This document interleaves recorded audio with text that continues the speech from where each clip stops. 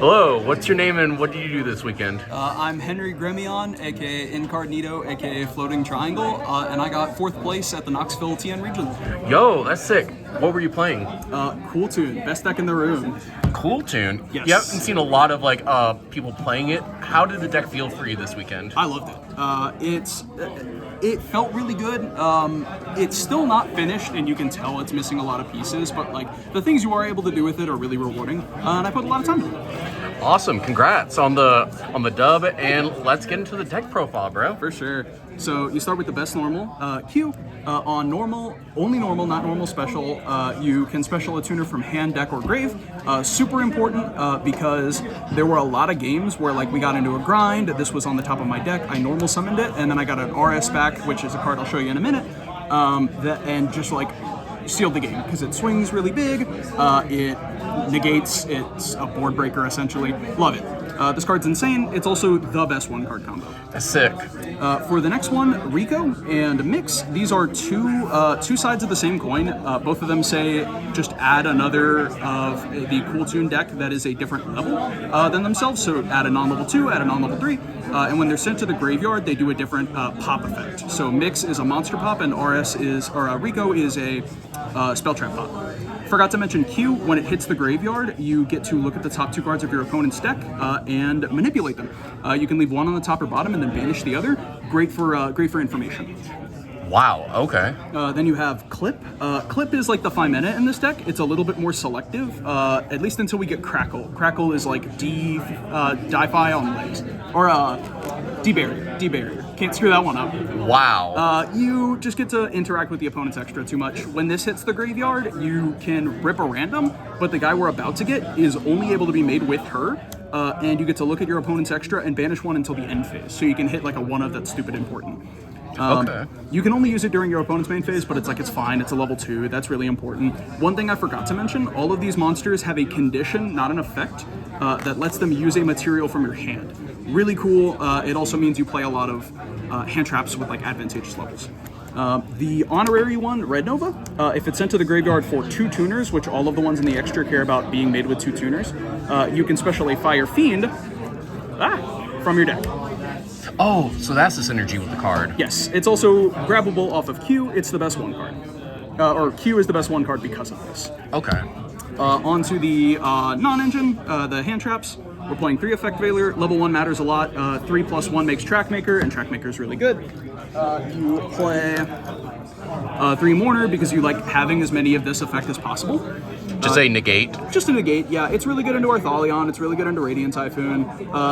It kind of stinks that it's a win, but like I'll get over it. Fuelos is a mandatory. It's the only non-tuner in the deck. Everybody knows what Fua does. Ash and Bell, I also argue, are mandatory this format. Bell just hits too many things. It's like not that good into branded Dracotail, but like everything else, it just feels like a house. And then Ash you need for this guy. How good was Ash and Bell into like the Dracotail traps? Because it seems like your deck like kind of like struggles against like spot negation or spot like hitting. Spot removal is really annoying, especially because all of these are like the normal then you play. So having these in hand meant that they are a level going like a level 3 going second, or able to play around the trap cards. Yeah, the horn. And then you play 2 Snow Rabbit. I think this card could be a 3. It's really good into what I think is the most scary deck into this matchup, VS K9, because it just hits the best 1 card in K9. It's also not that bad into Radiant Typhoon. Hitting the trap. Yeah, I like it a lot. Then finally the spell traps. It's just 10 spell traps. You're playing 3 Synchro Overtake. It is a better fusion deployment than fusion deployment, but it synchro locks you. Oh well. Cool Tune Synchro, it is a quick play twice per turn. I had to explain that more than once. You search and then you may perform a synchro. Stupid relevant. The search is good. The sync is amazing. Why is it twice per turn? Couldn't tell you. Lore? Then JJ Cool Tune. I was of the opinion this card was a 1 of until somebody at the YCS told me, no, I'm playing 3, and it all clicked. Every time I saw this in my opening hand, I was like, this is the best card ever made. It raises the ceiling, it raises the floor. It lets me play into like the 3rd hand trap. I love it. Still waiting on 2 more CRs though. And then Called by the Grave, because it's Called by the Grave. Yeah. Self-explanatory. How many cards in the deck? 40. Clean 40. Clean 40. Clean 40. Onto the extra. I'm going to leave Synchro Overtake over here for a second so I can explain these guys.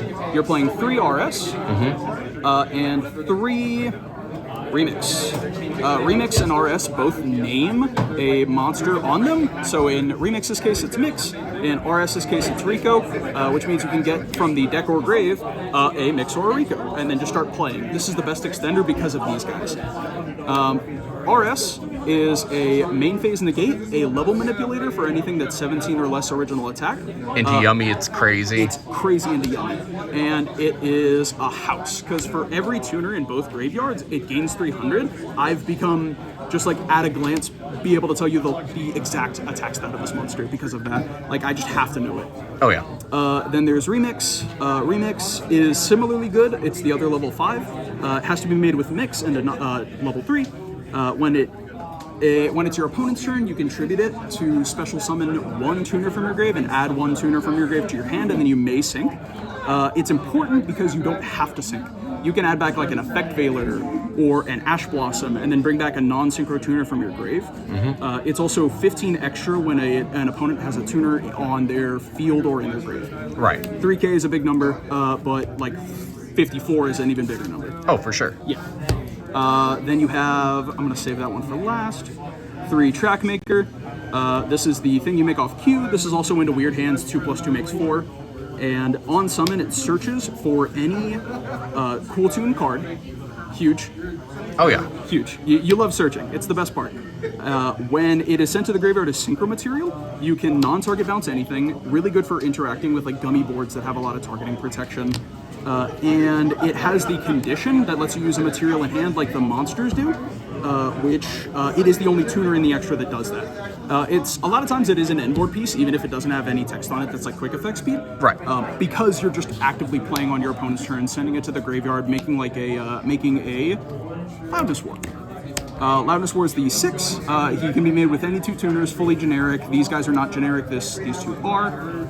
You when it is on the board, it gives all of your other tuners targeting and destruction protection. Right. It can respond to any card or effect to just copy an effect in the grave. So if you have a Clip in the grave, an Rico in the grave, anything, you can copy the effect in the graveyard as if it was just sent there as synchro material.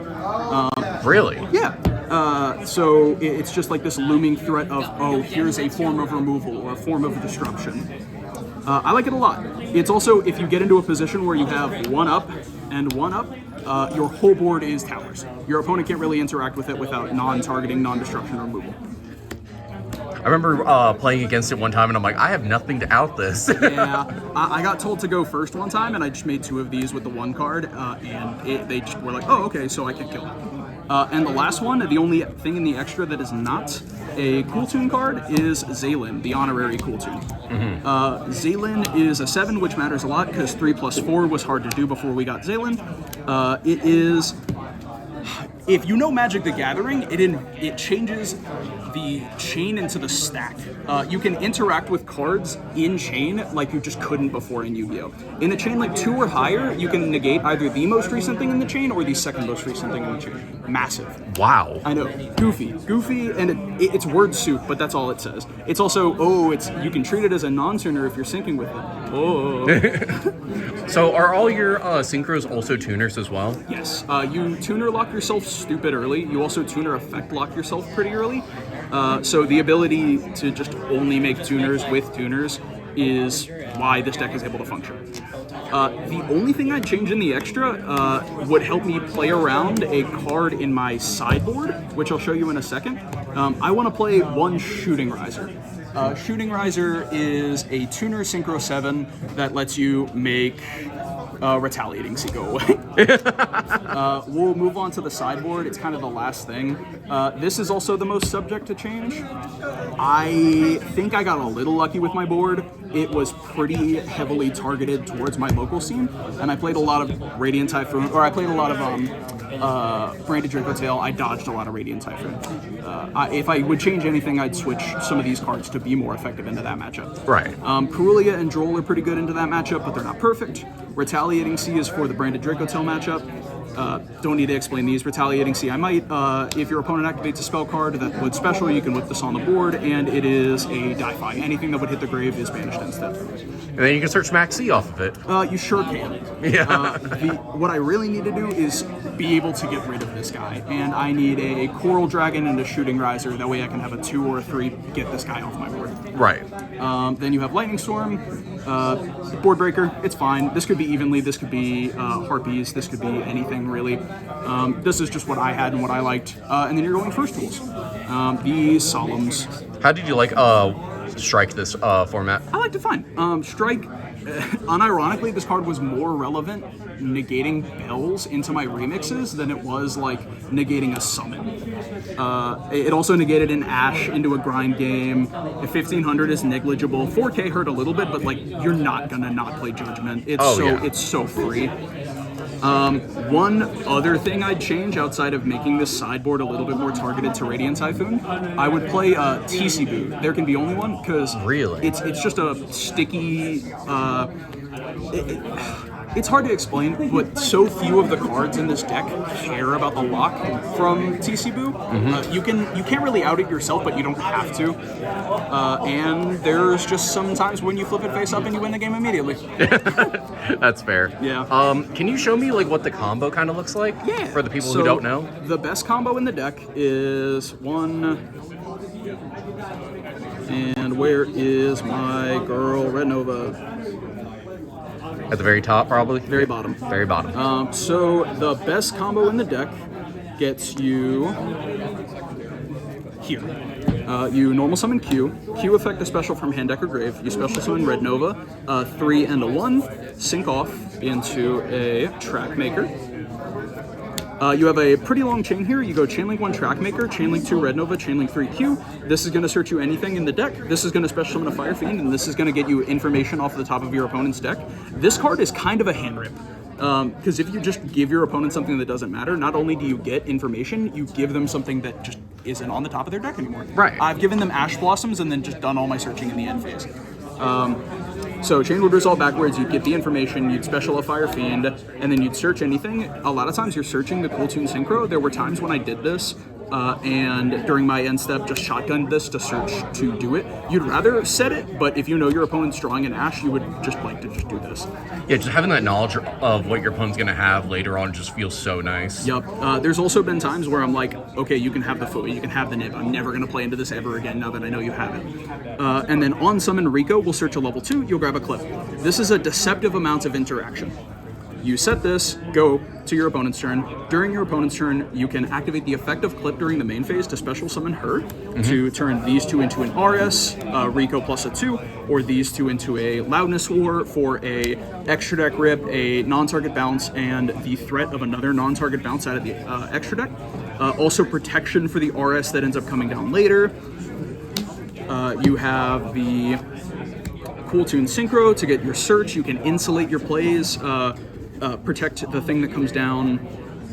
If you go into like a remix, you can search for follow-up if you already have a lot of names in hand, or you can grab a mix and turn these two into an RS and pop a monster and a spell trap. And then you have a Looming Omni that cannot be targeted or destroyed and is manipulating the levels on your opponent's side of the board. That is crazy. I know, it's a lot of interaction. And it only gets better because we're getting the best hand trap maybe ever made and a better extender in the next set that can be searched off of both of these cards.